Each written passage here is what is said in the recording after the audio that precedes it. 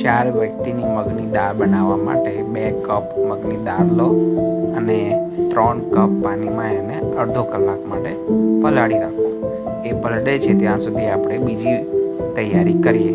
એની માટે તમારે 2 ટેબલસ્પૂન જેટલી ગાર્લિક લેવાની, થોડા લીલા મરચાં, થોડા કઢી પત્તા, પછી મસાલા પાવડરમાં મરચું, હળદર, હિંગ અને ગરમ મસાલો, અને જે અડધો કલાક પાડ્યું છે એને લો. હવે એક કુકરમાં 5 ચમચી જેટલું તેલ નાખીને એમાં જીરું, રાઈ નાખો અને થોડી એને તતડવા દો.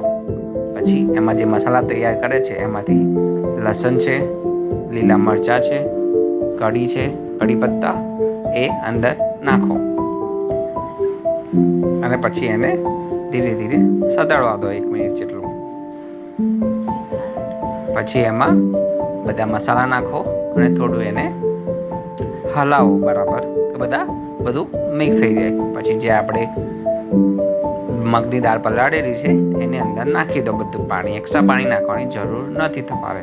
પછી લાસ્ટમાં સ્વાદ અનુસાર તમારે મીઠું નાખવાનું છે અંદર.